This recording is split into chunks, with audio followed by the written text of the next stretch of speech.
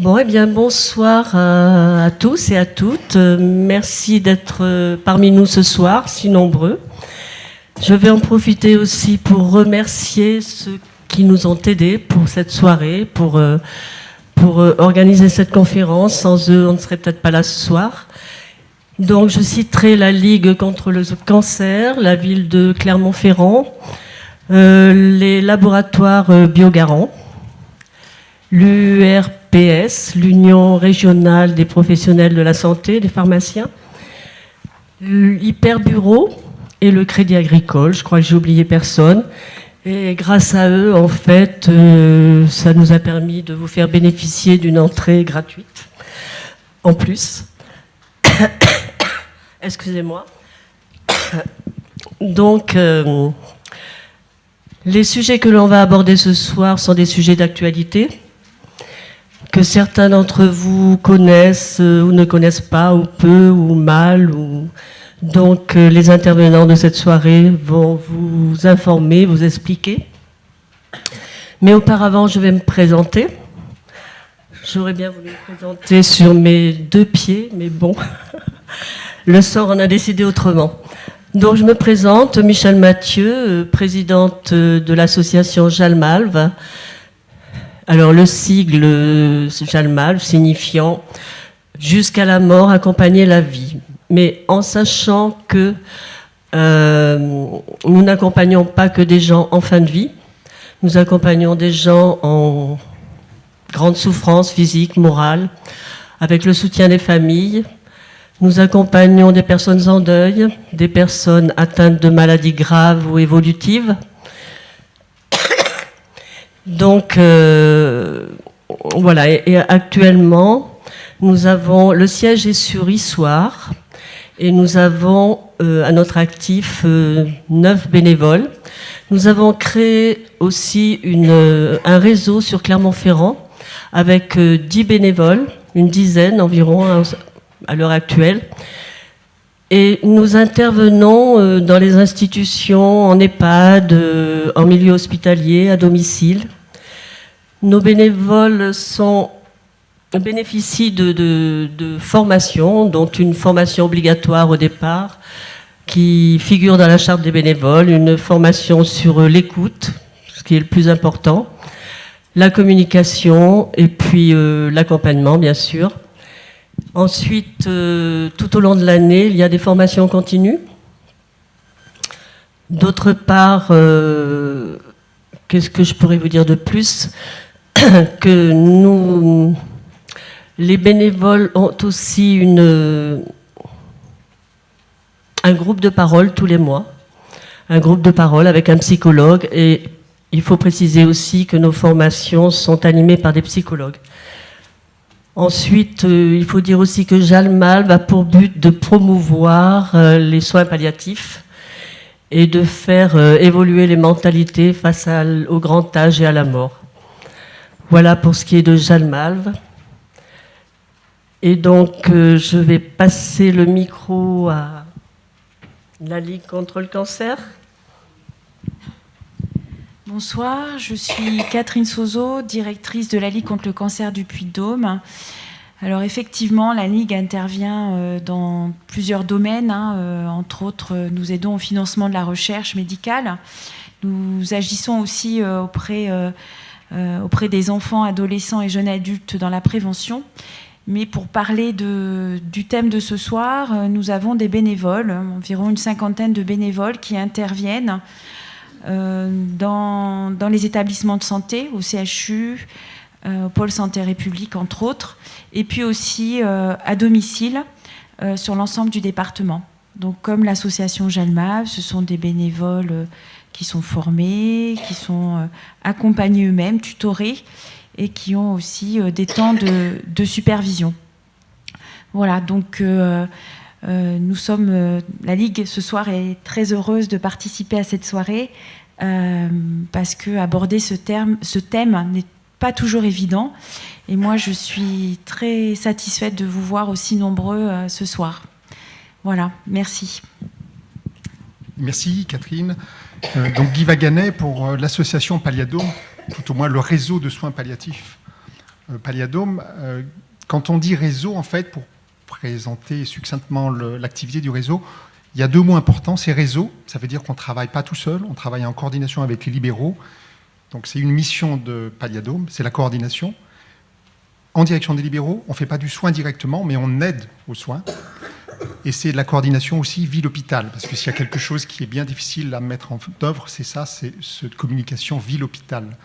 Donc Palliadome est une association qui existe depuis 2005, qui fonctionne avec des fonds de l'ARS. Soins palliatifs, Palliadome, c'est soins palliatifs dans le Puy-de-Dôme. Palliatif, je dirais, pour vous donner une petite définition de ce qu'est le soin palliatif, je dirais c'est une manière de changer le prisme dans lequel on regarde une situation malade. Je dirais dans la médecine thérapeutique, la médecine qui soigne, c'est peut-être la maladie qui prime et le patient est bien sûr pris en compte, mais il est peut-être au second plan. Dans les soins palliatifs, on change le prisme. C'est le malade qui est au cœur du projet de soins palliatifs, au cœur du projet de vie, je dirais. Et c'est pour ça que c'est si important, c'est ce changement de prisme. Soins palliatifs, donc, on s'adresse à la personne dans sa globalité, c'est-à-dire que ses souffrances physiques priment, mais c'est pas seulement ça. On essaye, je dirais, de concilier, de trouver quel est le meilleur projet de vie possible pour cette personne avec sa maladie, dans la maladie. Donc c'est un projet global, c'est pour ça qu'il y a des approches médicales, on a des médecins, des infirmières, il y a des approches psychologiques, avec des psychologues qui donnent un soutien pendant, après, même après le deuil, pour la famille. Et il y a une approche de la souffrance spirituelle, à travers des entretiens. C'est pour ça que les bénévoles de Jalma ou de la Ligue sont si importants pour Palliadome. Parler avec un bénévole, c'est une autre manière aussi de s'exprimer. Avec ses proches, ce n'est pas toujours aussi facile qu'on le pense. Donc voilà, pour l'association Palliadome, elle a 3 missions. C'est, je vous l'ai dit, la coordination, c'est l'expertise, c'est-à-dire c'est apporter, quand c'est quelque chose de pointu, quand les libéraux sont dans une impasse ou ont besoin de conseils, Palliadome peut donner des conseils. Et puis c'est aussi la diffusion de la culture palliative, et donc c'est l'objet de cette soirée ce soir. Donc cette soirée ce soir, elle va s'articuler principalement autour de la possibilité qu'a donnée la loi Leonetti des directives anticipées et de la personne de confiance. Ça sera le travail de nos 3 médecins. L'introduction, nous l'avons souhaité un petit peu plus généraliste, c'est-à-dire qu'on a demandé à Maître Reignoux, qui est une spécialiste du droit de la santé, de faire un petit survol rapide des évolutions du droit de la santé depuis la loi Kouchner, en passant par la loi Leonetti. Et je dirais que là aussi, s'il y a quelque chose, sans trahir le secret de ce que va vous dire Maître Reignoux, sans déflorer son truc, il me semble que pour moi, ce qui change, c'est que le pouvoir médical bascule un petit peu. C'est-à-dire qu'on était dans une relation de médecin tout-puissant, et aujourd'hui, c'est le patient qui décide un peu de son projet de vie. C'est ça, je dirais, la bascule qui est faite avec la loi Kouchner, et avec la loi Leonetti surtout, avec cette possibilité d'anticiper sa fin de vie, ce qui ne veut pas dire je décide, mais voilà ce que je souhaite. Donc dans un premier temps, Maître Reignoux va vous faire ce petit survol. Ensuite, après, il y aura les 3 médecins qui vont apporter un témoignage sur leur pratique quotidienne des directives anticipées ou de la personne de confiance. Et puis nous terminerons avec un regard un petit peu plus distancié, qui sera le regard d'un philosophe, parce qu'écrire ces directives anticipées, c'est quelque part penser à sa fin de vie. Et c'est pas si facile que d'y penser, donc c'est pas mal d'avoir un petit regard sur cette démarche. Maître Reignoux, c'est à vous. Merci à tous et merci de m'avoir convié à vous parler de ce sujet, pour avoir évoqué cette possibilité de parler de cette loi. Effectivement, entre nous, tout à l'heure, je vous disais que c'est toujours un plaisir pour moi de venir en parler. C'est un sujet qui est d'abord évolutif, c'est ce qu'on va essayer de voir, on va essayer d'examiner ce que cette anticipation de la fin de vie, comment on l'appréhende depuis effectivement que le législateur a posé des bases et un cadre à l'expression de la volonté du patient. Parce que c'est de cela qu'on va parler, en tout cas sur le plan juridique, c'est comme cela que ça va se traduire, c'est de s'interroger sur les possibilités d'expression de la volonté du patient. Et effectivement, c'est le passage d'un pouvoir médical qui est peut-être très important à une possibilité pour le patient d'être actif dans sa prise en charge, d'être informé, de consentir, de refuser et d'exprimer un certain nombre de volontés. Alors, pour aborder cette question, eh bien, on m'a demandé de faire un panorama depuis la loi Kouchner, que vous connaissez, loi du 4 mars 2002, qui, pour la première fois, a consacré les droits de la personne malade ou de l'usager du système de santé. Avant la loi Kouchner, il n'y avait que peu de choses. L'information du patient, nous ne savions pas ce que cela signifiait, hormis à travers ce que le juge avait pu en poser comme base. Le consentement, nous avions effectivement posé le principe du consentement dans les premières lois bioéthiques, mais cela s'arrêtait là. Ça ne veut pas dire pour autant que le patient n'avait pas de droits, comme toute personne humaine. Il disposait des droits. Ces droits sont inscrits notamment dans la Convention européenne des droits de l'homme, sont des bases de la vie de toute personne humaine, mais ils n'étaient pas consacrés par une loi. Donc on voit que c'est une évolution très importante que les bases posées par la loi du 4 mars 2002.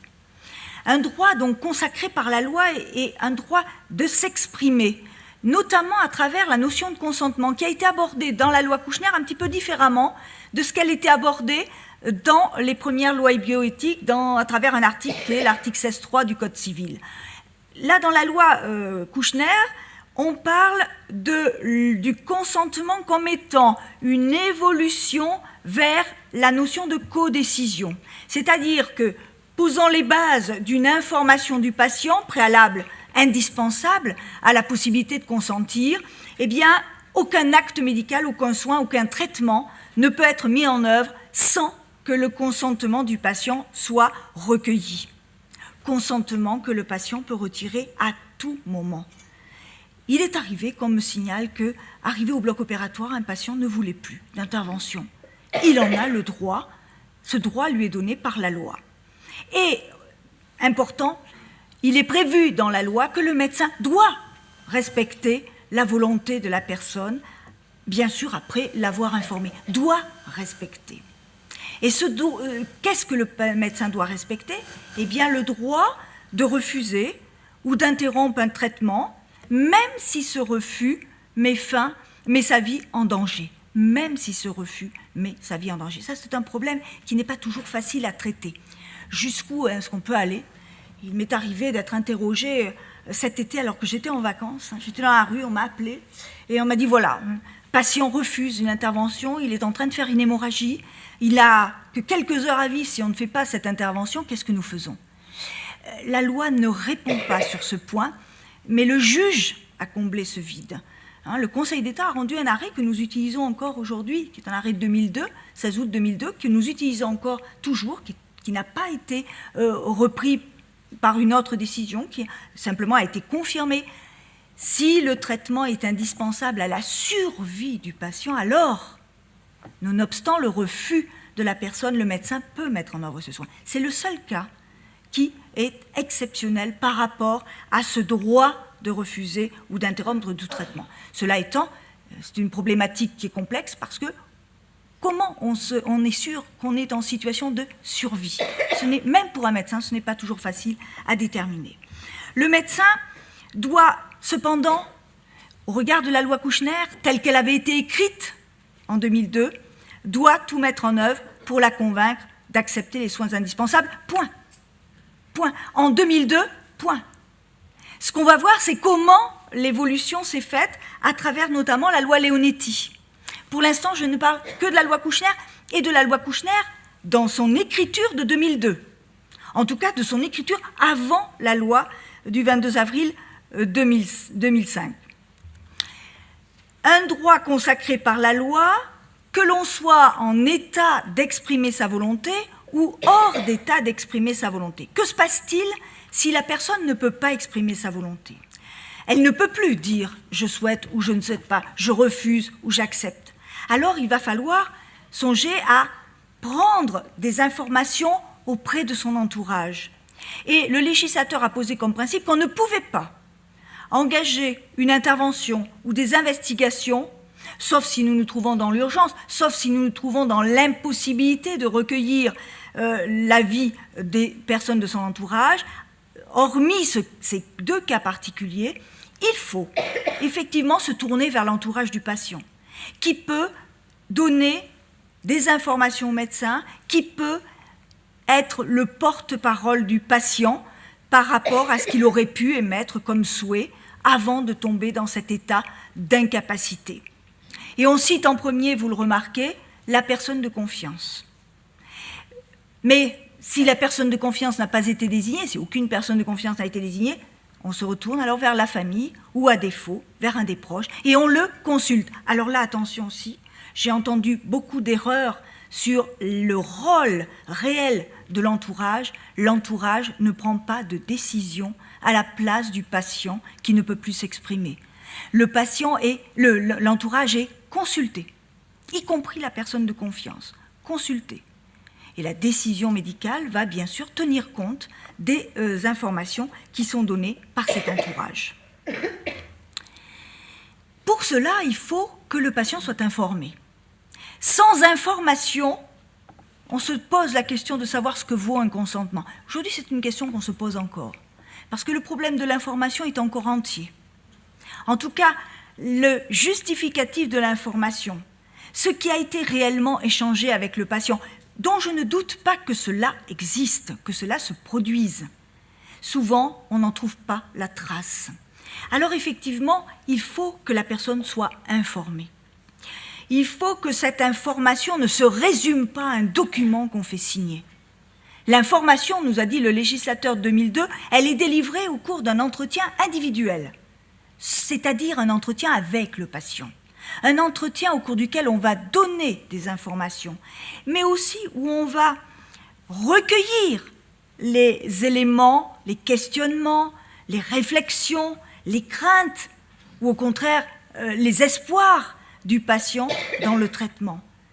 Cette notion est très importante. C'est vrai que l'information du patient, ce droit à l'information, a heurté un certain nombre de médecins, parce qu'effectivement, et je reprends la notion de pouvoir médical, c'est quelque part se démunir un peu de ce pouvoir, accepter de partager avec celui dont on pense qu'il n'est peut-être pas à même de comprendre les connaissances, de se mettre à la portée de ce patient pour lui donner cette information qui va lui permettre de consentir ou de refuser et de prendre avec le médecin la décision. On a une énorme progression à travers de ce que la loi, le législateur a posé pour effectivement voir ce couple qui se fait avec le médecin dans la décision. Alors passe par ce travail de recueil de l'information et de l'avis, cette notion de personne de confiance. La personne de confiance est née de la loi du 4 mars 2002, comme vous le savez, codifiée dans le Code de la santé publique. Moi, j'aime bien donner à cette personne de confiance le nom de porte-parole. Je pense que c'est ça le rôle de la personne de confiance, de porter la parole de ce patient qui ne peut plus la donner. Cette personne de confiance, aujourd'hui, c'est une notion qui est en pleine évolution. On a une réflexion sur son rôle, sur sa mission. Parce que dans la loi du 4 mars 2002, c'est une notion nouvelle. Donc c'est une notion qui a peut-être été un petit peu appréhendée de façon un peu restrictive, puisque le législateur l'a appréhendée à travers l'hospitalisation. C'est-à-dire, dans le cadre d'une hospitalisation, il est proposé au malade de désigner une personne de confiance. J'insiste, c'est pour ça que j'ai souligné ces termes. Il est proposé. J'entends encore parfois, il est exigé. Non, le patient, il est libre. S'il exprime le besoin de désigner une personne de confiance, il le fera. Mais ce n'est pas obligatoire, ce n'est peut-être pas nécessaire. C'est lui qui décide. Il en décide la désignation, c'est-à-dire le principe, et puis il en décide le choix. Il peut aussi se dire, au bout de quelques jours, de quelques mois, de quelques semaines, qu'il revient sur cette position. C'est l'avis contraire du malade qui peut s'exprimer. La désignation, en tout état de cause, une fois qu'elle est prononcée, elle est valable pendant la durée de l'hospitalisation. Mais comme vous le voyez, on tourne autour de la notion d'hospitalisation. Cette désignation, qui est une simple possibilité, comme je l'indiquais, s'adresse bien sûr à une personne majeure, et on ne dit pas, voyez, personne majeure capable. On dit personne majeure. Pourquoi? Parce qu'effectivement, le législateur a prévu le seul cas où on ne peut pas désigner une personne de confiance. J'exclus la personne mineure. La personne mineure, elle est représentée par les titulaires de l'autorité parentale, qui sont en principe ses parents. Mais la personne majeure, le seul cas que l'on a exclu, c'est la personne majeure qui est déjà sous tutelle. Une personne majeure sous tutelle ne peut pas désigner de personne de confiance. Qui peut être désigné comme personne de confiance? J'ai parlé tout à l'heure du libre choix du patient à ce niveau-là, toute personne qu'il souhaite. Ça peut être un membre de sa famille, un parent, ça peut être un ami, un proche, ou ça peut être même le médecin traitant. La loi le prévoit. Comment? Cette désignation est faite par écrit. Alors effectivement, ce que l'on attend des services hospitaliers, c'est qu'ils proposent aux patients de pouvoir remplir cette désignation, et c'est la raison pour laquelle il est prévu de lui donner à ce patient le plus tôt possible, parce que ça nécessite une réflexion. Quand je parle de ce sujet, soit à mes étudiants, soit aux gens, aux professionnels que je forme, souvent je leur demande, on va faire un petit exercice, et puis vous allez essayer de me dire si vous êtes en mesure, là maintenant, de désigner une personne de confiance. Ce n'est pas simple. Ça demande de la réflexion. Ça demande, à la fois pour le patient, mais ça lui demande aussi une réflexion par rapport au vécu de son entourage. Qui est-ce qui n'a pas été désigné comme personne de confiance et qui ne s'est pas dit « mais pourquoi moi ?» Donc c'est une réflexion importante. Il est prévu aussi que dans cette désignation de la personne de confiance, ce n'est pas prévu par la loi, mais les équipes le mettent en œuvre, il est important de recueillir l'accord de la personne de confiance désignée. Parce que nombre d'équipes se sont retrouvées avec des personnes de confiance désignées qui ne le savaient pas. Et au moment où on a eu besoin d'elles, n'était pas forcément en mesure d'exercer cette mission. Révocable à tout moment, cette désignation. Quelle mission? Si le patient est hors d'état d'exprimer sa volonté, c'est là où le rôle de la personne de confiance est vraiment très, très important. Parce que là, la personne de confiance prend son véritable rôle de porte-parole. Puisque la personne de confiance, elle est consultée. Rappelez-vous ce que l'on a vu tout à l'heure, dans le cadre de la recherche du consentement qui ne peut plus être donné par une personne hors d'état de l'exprimer. La personne de confiance est consultée. La personne de confiance reçoit l'information pour pouvoir donner un avis. Lorsque la personne malade est en état d'exprimer sa volonté, là, le rôle de la personne de confiance est extrêmement limité. Et c'est le patient lui-même qui maîtrise la mission qu'il va donner à la personne de confiance. S'il le souhaite, la personne de confiance pourra l'accompagner dans ses démarches, pourra assister aux entretiens médicaux afin de l'aider dans ses décisions. À ce propos, la Haute Autorité de Santé, dans son guide sur l'information du patient, a rappelé qu'il était important, malgré tout, même si le rôle de la personne de confiance est important pour le patient, de privilégier un entretien singulier avec le patient. Alors, la limite de rôle de la mission de la personne de confiance, c'est ce que je vous disais tout à l'heure, elle n'exprime jamais de consentement ni de refus de soins à la place du patient. Ça, c'est quelque chose que l'on ne peut pas demander à la personne de confiance. Voilà quel était l'état, en 2002, des dispositions relatives à l'expression de volonté des patients. On avait déjà, nous sommes d'accord, franchi un grand pas. On va en franchir un supplémentaire avec la loi Leonetti. Pourquoi? Pour deux raisons. C'est qu'avant la loi Leonetti, je vous ai dit tout à l'heure 22 avril 2005, c'est 2006 bien sûr, 22 avril 2006, on a... Non, 2005, c'est l'erreur sur l'écran, c'est ma mémoire, ne me fait pas défaut, c'est l'écran qui comporte une erreur. 2005. La loi Leonetti a franchi un pas, puisque, d'une part, et on pense souvent à la loi Leonetti comme la loi de la fin de vie, ce n'est pas ça. Hein. La loi Leonetti, c'est d'abord une loi qui vient compléter la loi du 4 mars 2002 et qui s'applique à tout patient. On va voir quelques dispositions. Et puis, évidemment, la loi Leonetti a consacré quelques dispositions spécifiques à la fin de vie. Mais c'est une loi complète, c'est une loi qui vient s'imbriquer dans la loi du 4 mars 2002 et compléter l'arsenal que nous venons de décrire. Et vous allez voir qu'on va ajouter des choses à ce que nous avons lu précédemment.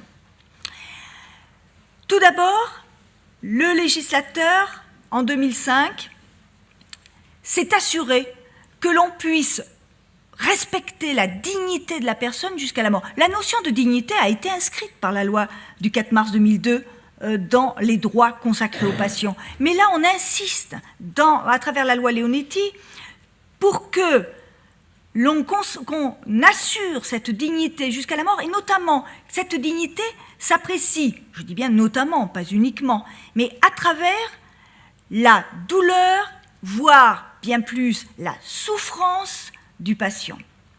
Avec cet article qui a été introduit, que je ne peux pas lire de façon synthétique. On ne peut le lire que comme il est écrit. Parce qu'on peut commettre vraiment des fausses interprétations. Et il y en a eu.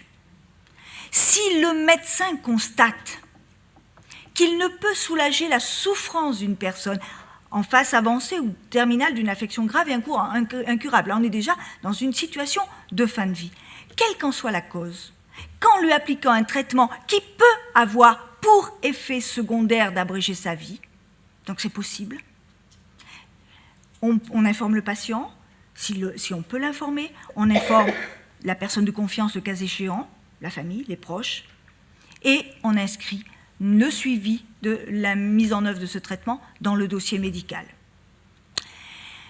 C'est un texte que l'on a appelé le traitement de double effet. Moi, j'aime pas cette appellation, du tout.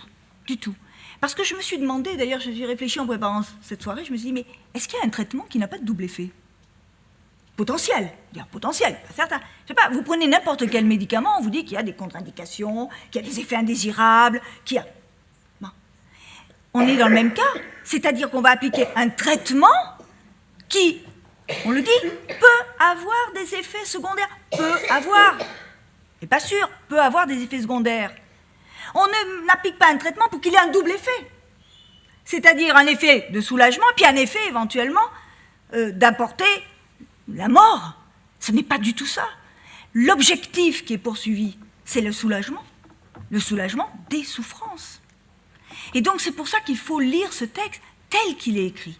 Vous savez qu'une loi n'est jamais écrite comme ça, sans une grande réflexion, et en particulier la loi Leonetti, qui a été précédée d'un travail en commission, qui a été voté à l'unanimité. Donc on est sur un texte qui a été réfléchi amplement et qui est abouti. Donc il faut le respecter dans son écriture. On a aussi apporté autre chose avec la loi Leonetti. Quelque chose qui est important pour tous les patients. Ce n'est pas un texte qui ne s'applique qu'en fin de vie.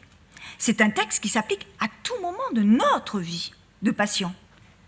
L'interdiction de l'obstination déraisonnable.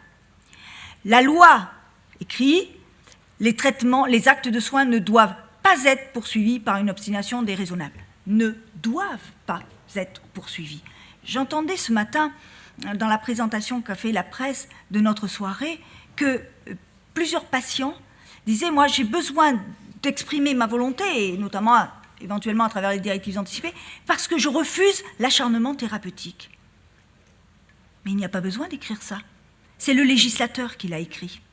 Pour nous, c'est une interdiction, l'obstination déraisonnable. C'est une interdiction pour le médecin. C'est-à-dire qu'un médecin qui ne pourrait pas justifier, parce qu'après c'est la notion de la définition de l'obstination déraisonnable, elle n'est pas donnée par la loi. Comment on aurait pu donner une définition ? Par contre, ce qu'on sait, c'est qu'il y a deux termes.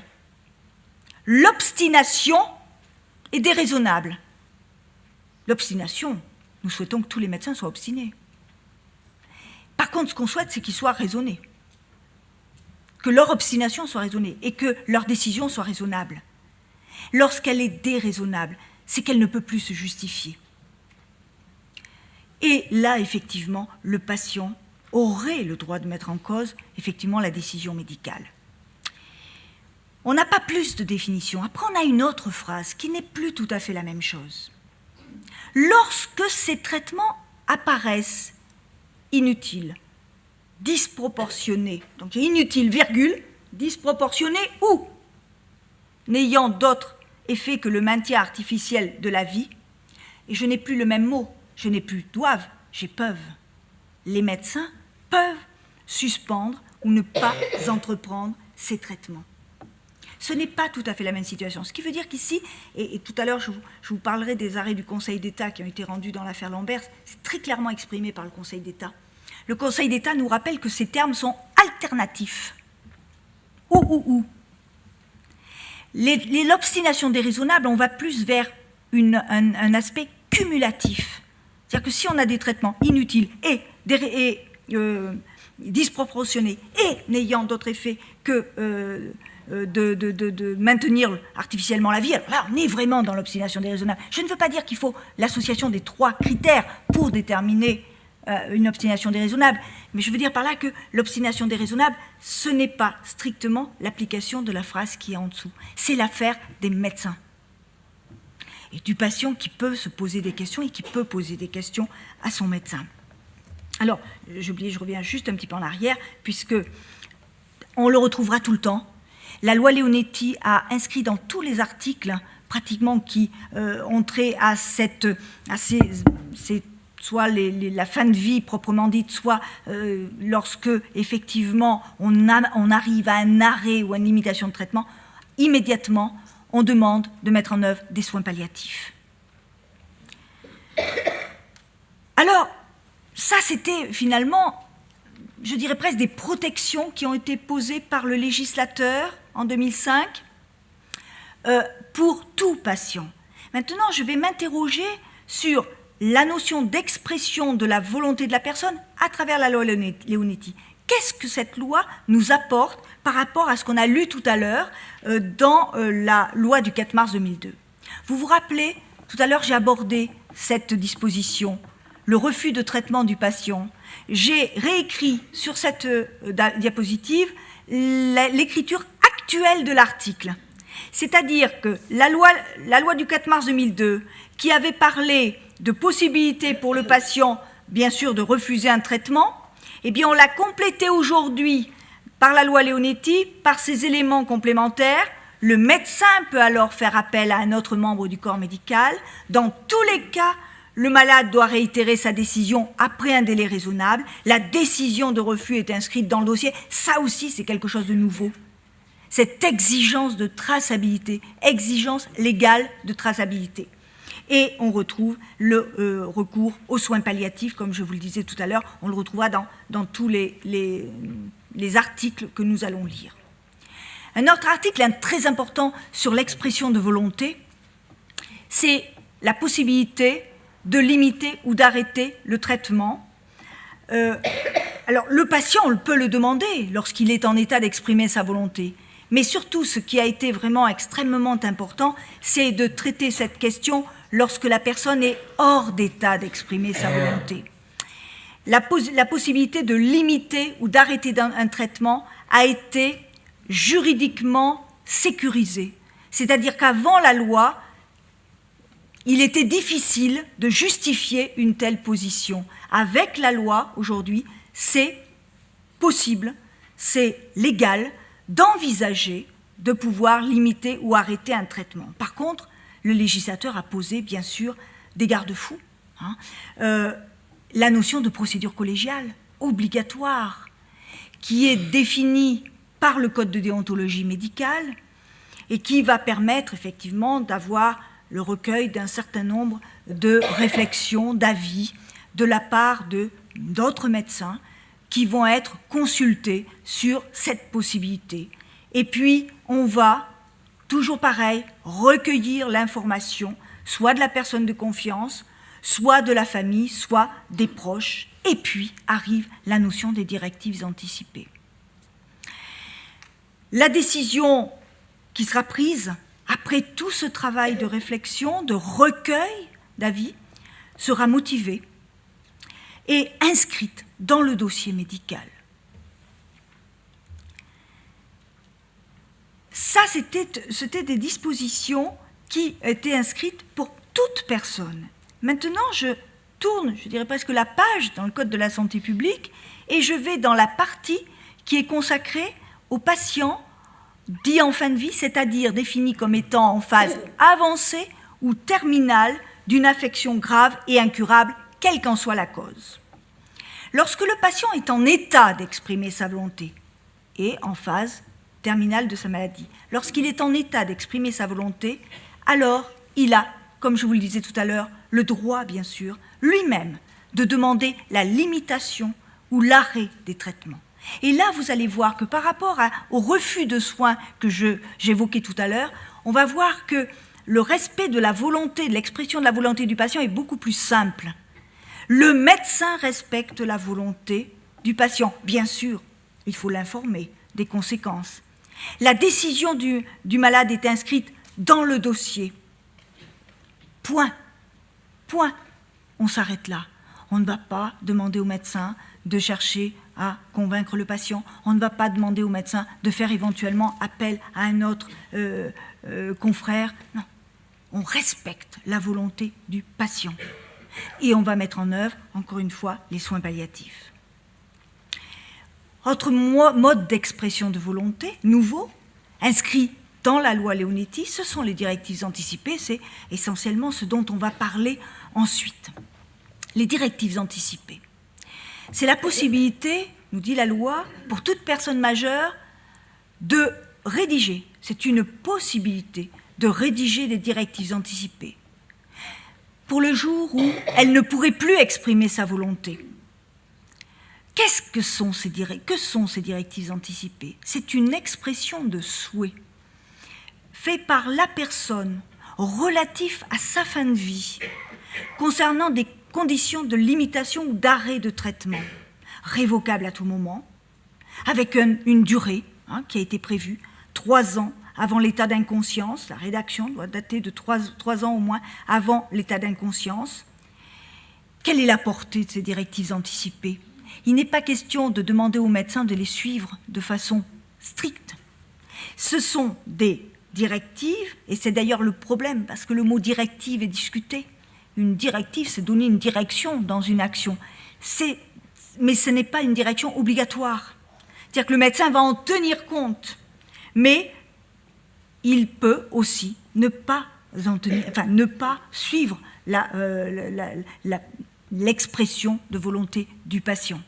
Donc, il y a une discussion. Est-ce que ces directives anticipées peuvent être écrites uniquement par une personne qui est dans un état pathologique évolutif, ou est-ce que des directives anticipées peuvent être écrites par toute personne à tout moment de sa vie, même en dehors d'une pathologie?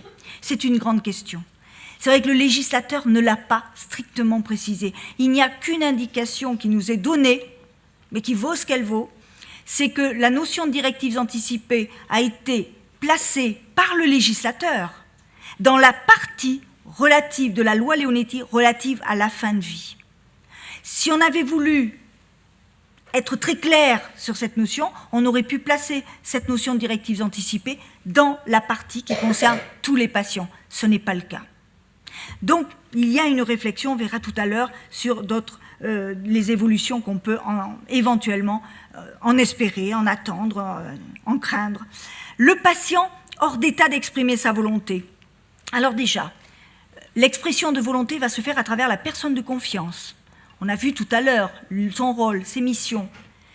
C'est le même rôle dans la période, dans la phase de fin de vie. Par contre, ce qui a été écrit par le législateur de 2005, c'est que l'avis donné par la personne de confiance, cet avis dont on parlait tout à l'heure, qui n'est pas un consentement, cet avis prévaut sur tout autre avis non médical à l'exclusion des directives anticipées. Et ça, c'est important. Je ne suis pas tout à fait certaine que tous les patients aient bien conscience du rôle qu'on a donné spécifiquement dans cette phase-là à la personne de confiance, cette place qu'on lui a donnée. Et le législateur a ainsi établi une hiérarchie dans l'expression de volonté, lorsque la personne n'est pas en mesure de l'exprimer elle-même, cette volonté. Les directives anticipées, c'est la première place. L'avis de la personne de confiance ensuite, et viennent ensuite les consultations ou de la famille ou des proches. La décision médicale d'arrêt ou de limitation de traitement, dont on a vu que le médecin peut légalement aujourd'hui, bien sûr, prendre, elle peut se décider lorsque les soins apparaissent pour le médecin, et on retrouve la notion qu'on a vue tout à l'heure, lorsque ces soins peuvent apparaître inutiles, disproportionnés ou on retrouve nos critères alternatifs, ou n'ayant d'autre objet que la seule prolongation artificielle de la vie de cette personne, mais ici aussi, en phase de fin de vie, on va respecter la procédure collégiale, on va consulter les différents membres de l'entourage du patient, on motive, on inscrit dans le dossier et on passe à la phase de soins palliatifs. On retrouve toujours effectivement le même processus. Voilà ce que nous a dit la loi. Alors depuis, qu'est-ce qu'on a comme élément pour alimenter notre réflexion et nos débats? Le rapport Sicard. Le rapport Sicard, bien sûr, je ne vais pas vous reprendre tout le rapport parce qu'il est extrêmement volumineux, mais je vais prendre 2 points. 2 points qui aujourd'hui, sur lesquels on a besoin d'alimenter notre réflexion et sur le plan juridique, d'avoir des éléments plus précis. La loi, rappelle le rapport, ne pose pas la volonté du patient comme un critère d'obstination déraisonnable. C'est-à-dire que c'est bien une décision médicale. Je suis médecin et je constate que les soins, arrivés au stade où nous en sommes, s'ils sont poursuivis, passent dans une phase d'obstination déraisonnable. Le patient a le droit de demander l'arrêt ou la limitation, on l'a vu tout à l'heure. Ce n'est pas la même chose. Ici, ce ne pose pas la volonté du patient comme critère. L'obstination déraisonnable est une notion, dit le rapport, difficile à appréhender. Je vous l'ai dit tout à l'heure.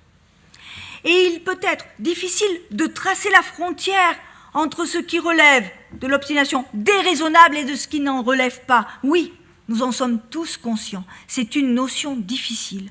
Je ne suis pas sûre qu'une évolution de la loi permettra de lever cette incertitude, car encore une fois, c'est une réflexion médicale qui sera alimentée bien sûr par l'expression de la volonté de la personne ou de son entourage, mais c'est une décision médicale. Sur les directives anticipées, que nous dit le rapport Sicard? Il envisage une évolution. Et on verra que cette évolution, elle est reprise ensuite par d'autres expressions. Il nous propose d'envisager 2 types de directives anticipées. Et oui, parce qu'on se heurte à cette problématique aujourd'hui. À quel moment peut-on rédiger ces directives anticipées? Et à ce moment-là, on se pose la question de directives anticipées qui seraient rédigées par une personne en bonne santé et celles qui correspondraient plutôt à des volontés exprimées par une personne atteinte d'une maladie grave, voire incurable, ou encore à la veille d'une intervention chirurgicale. Voilà une piste de réflexion que nous donne le rapport Sicard. Pour compléter cela, je suis allée rechercher ce que nous donne aussi le Comité consultatif national d'éthique. Des choses intéressantes aussi qui ont été rédigées dans cet avis numéro 121, où effectivement on s'est posé aussi la question de ces directives anticipées. Que nous dit l'avis CCNE, le comité? Déclaration anticipée de volonté, voilà, ça pourrait être aussi notre orientation. Des déclarations anticipées, non pas des directives, des déclarations anticipées de volonté. Et là, on s'adresserait à une personne, malade ou pas, qui pourrait songer à sa fin de vie et qui pourrait ainsi rédiger ces déclarations. Vous voyez qu'on est plus tout à fait sur la même notion qu'abordait le rapport Sicard. Elle serait destinée, dit le Comité consultatif national d'éthique, à l'inciter non pas à anticiper sa mort, mais plutôt à réfléchir à sa propre fin de vie. Pourraient y être exposés des souhaits qui vont plus loin que la fin de vie en tant que telle, mais sur un lieu de vie ou un mode de prise en charge, exprimé par exemple par une personne en vue de sa prise en charge en institution, éventuellement pour une personne âgée. Le second type répond, lui, à la situation d'une personne atteinte d'une maladie grave ou potentiellement létale. Là, on est plus dans la notion de directives anticipées telle que résultant de la loi actuelle. La valeur intrinsèque des directives anticipées est différente. Elle constitue alors un véritable outil de dialogue avec le malade. Vous voyez, 2 notions qui pourraient effectivement être envisagées pour faire évoluer cette notion. Et je vais terminer en quelques minutes sur le cas de Vincent Lambert, parce qu'il est très intéressant ce cas, pour justement alimenter notre réflexion sur la notion de directives anticipées. Je vous rappelle que ce garçon qui a été victime d'un accident à la circulation, il a eu un grave traumatisme crânien, il s'est retrouvé hospitalisé dans un service de réanimation, il a été transféré dans une unité spécialisée et il est dans un état post-relationnel depuis cet accident.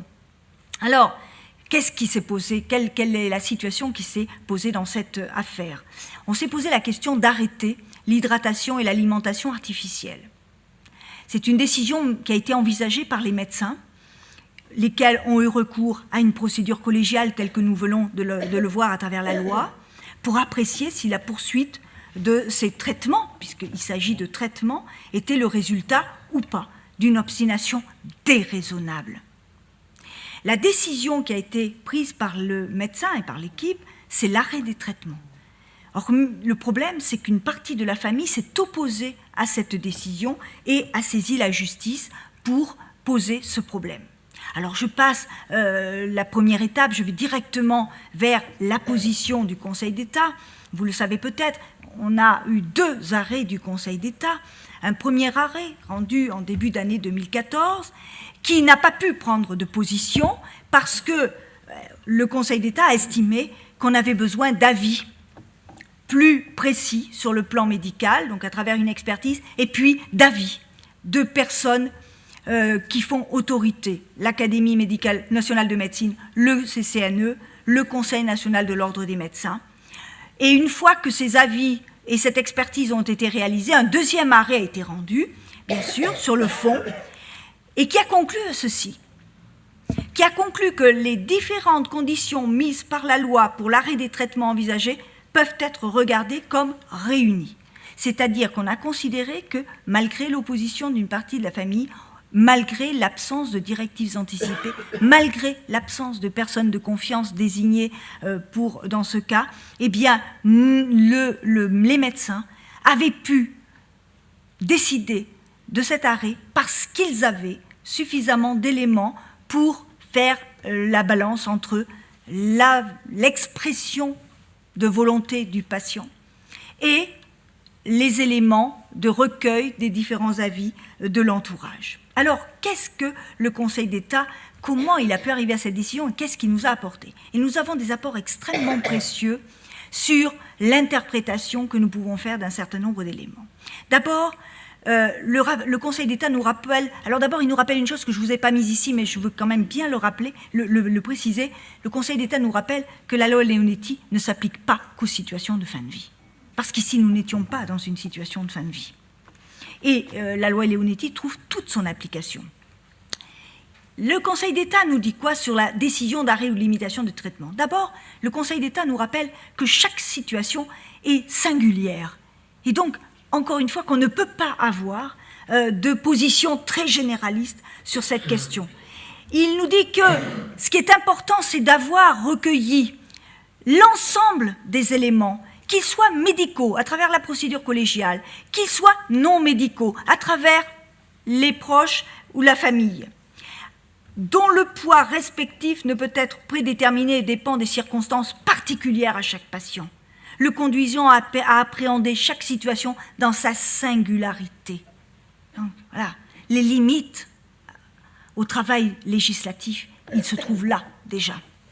Le respect de la volonté du patient, deuxième élément, le respect de la volonté du patient. Et là, on nous dit vraiment quelque chose de très important, c'est que même si le patient n'a pas écrit, n'a pas exprimé lui-même, à travers un écrit comme les directives anticipées, n'a pas décidé d'avoir un porte-parole à travers la personne de confiance, les médecins ne sont pas forcément démunis. Et dans cette affaire, le Conseil d'État a considéré que les médecins avaient pu recueillir des éléments qui permettaient d'avoir une expression de volonté du patient.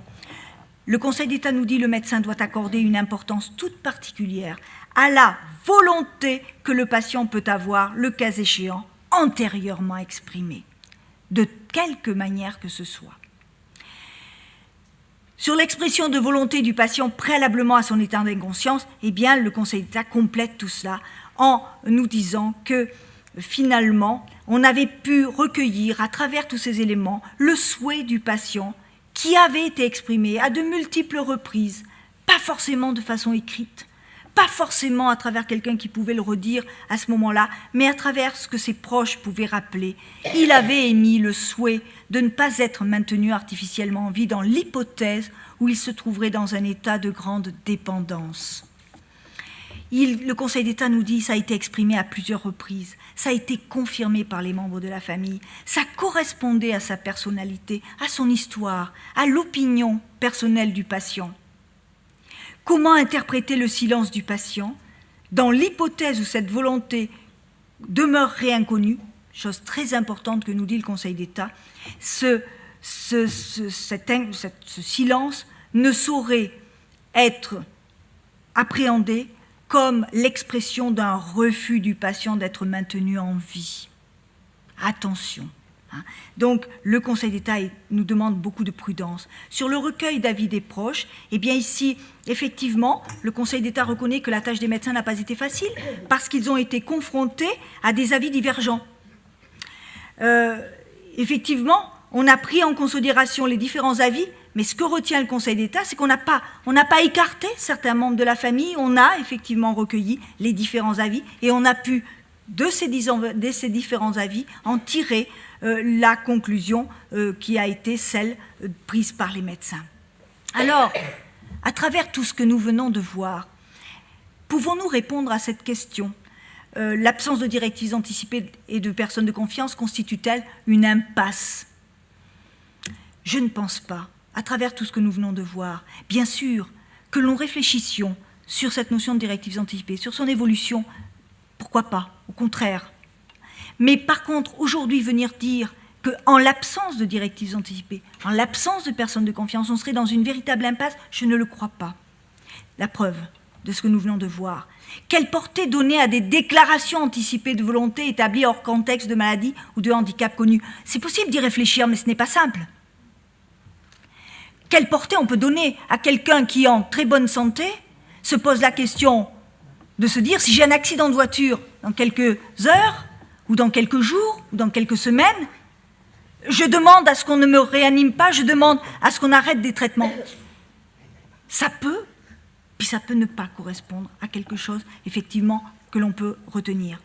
La personne de confiance, on a dit que c'était un rôle de porte-parole. Bien sûr que son existence va éviter la recherche de la volonté du patient. Mais son existence n'empêchera pas non plus les divergences. Alors certes, on lui donne une place prépondérante, mais ça n'enlèvera rien aux difficultés que l'on peut rencontrer. Pour sortir de l'impasse, alors peut-être que je vais paraître un petit peu donner des réponses de Normand, mais elles me paraissent très importantes quand même. Ce que je constate aujourd'hui, c'est que la loi Leonetti est encore trop insuffisamment connue. Pour sortir de l'impasse, il faut connaître ses droits. Pour sortir de l'impasse, il faut que les soignants connaissent et appliquent la loi. Et il faut, parce que dans la loi, il y a des garanties, on l'a dit, l'interdiction de l'obstination déraisonnable, la possibilité donnée aux médecins de limiter ou d'arrêter des traitements, l'information du patient, l'information de la personne de confiance, la consultation, etc. Alors oui, qu'aujourd'hui on réfléchisse à des évolutions de la loi, c'est tout à fait normal, notamment sur les directives anticipées, mais nous avons déjà une réflexion bien aboutie à travers la loi et à travers ce que le juge peut nous en dire. Il faut tenir compte, en tout cas, dans les réflexions que nous pourrons entamer sur les éventuelles évolutions, de tous ces éléments qui ont déjà été établis et des éléments qui nous sont donnés par les réflexions importantes qui ont été données notamment à travers cette affaire. Pourquoi celle-ci ? Parce que c'est la première qui nous donne de tels enseignements. Mais je ne souhaite d'ailleurs pas qu'il y en ait d'autres, parce que cette affaire est l'expression d'une grande souffrance d'une famille. Donc, c'est vrai que si on peut, c'est peut-être ça la conclusion sur l'impasse, si on peut sortir de cette impasse en faisant évoluer la loi, pourquoi pas ? Mais aujourd'hui, ça reste encore à l'état de réflexion. Je vous remercie pour votre attention.